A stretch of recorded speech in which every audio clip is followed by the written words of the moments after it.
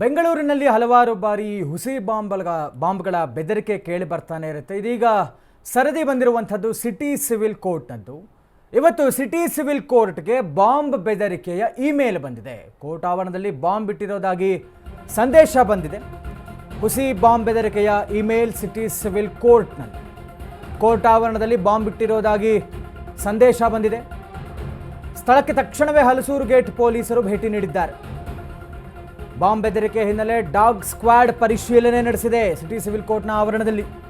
ಬೆದರಿಕೆ ಇಮೇಲ್ ಸಂಬಂಧ ಪೊಲೀಸರಿಂದ ತನಿಖೆ ನಡೀತಾ ಇದೆ. ಸಿಟಿ ಸಿವಿಲ್ ಕೋರ್ಟ್ನ ಆವರಣದಲ್ಲಿ ಬಾಂಬ್ ಇಟ್ಟಿದ್ದೇವೆ ಅನ್ನುವಂಥ ಒಂದು ಇಮೇಲ್ ಬಂದಿದೆ. ಹೀಗಾಗಿ ತಕ್ಷಣಕ್ಕೆ ಪೊಲೀಸರು ಆಕ್ಟಿವ್ ಆಗಿದ್ದಾರೆ. ಹಲಸೂರು ಗೇಟ್ ಪೊಲೀಸರು ಭೇಟಿ ನೀಡಿದ್ದಾರೆ ಸಿಟಿ ಸಿವಿಲ್ ಕೋರ್ಟ್ ಸಂಕೀರ್ಣಕ್ಕೆ.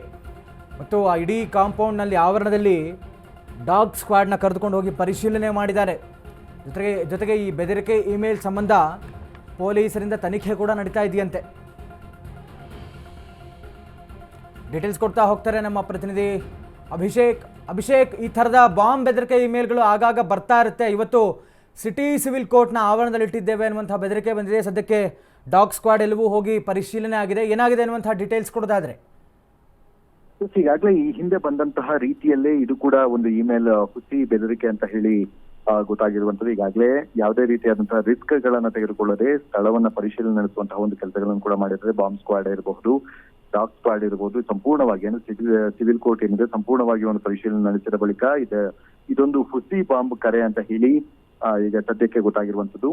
ಸದ್ಯ ಆ ಇಮೇಲ್ ಅನ್ನ ಈಗ ಸೈಬರ್ ಪೊಲೀಸರಿಗೆ ಒಂದು ರವಾನೆ ಮಾಡಲಾಗಿದೆ ಮತ್ತು ಅದರಲ್ಲಿರುವಂತಹ URL ನಂಬರ್ ಗಳನ್ನು ತೆಗೆದುಕೊಂಡು ಎಲ್ಲಿಂದ ಇಮೇಲ್ ಬಂತು ಅನ್ನುವಂತಹ ವಿಚಾರಗಳಿಗೆ ಈಗ ಟ್ರೇಸ್ ಔಟ್ ಮಾಡುವಂತಹ ಒಂದು ಕೆಲಸಗಳನ್ನು ಕೂಡ ಮಾಡ್ತಾ ಇರುವಂತದ್ದು. ಆದ್ರೆ ಈ ಹಿಂದೆಯೂ ಕೂಡ ಅಂದ್ರೆ ಶಾಲೆಗಳಿಗೆ ಇಮೇಲ್ ಮುಖಾಂತರ ಬೆದರಿಕೆ ಕರೆಗಳು ಕೂಡ ಬಂದಿತ್ತು.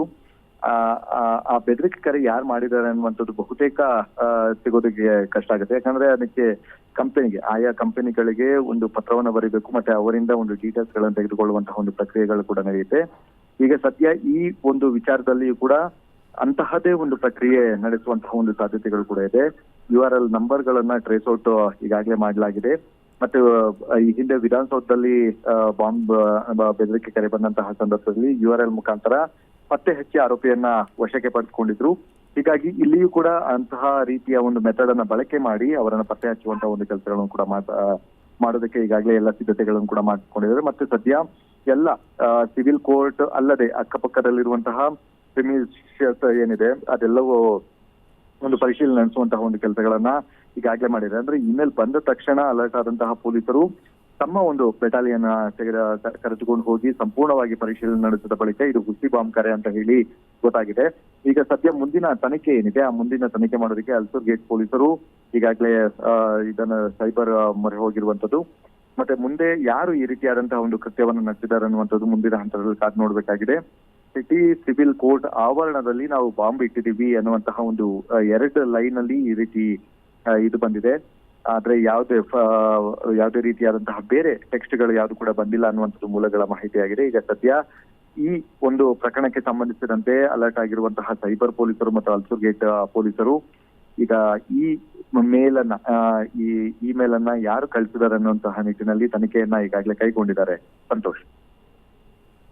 ಥ್ಯಾಂಕ್ ಯು ಅಭಿಷೇಕ್ ತಮ್ಮೆಲ್ಲ ಡೀಟೇಲ್ಸ್ಗಾಗಿ.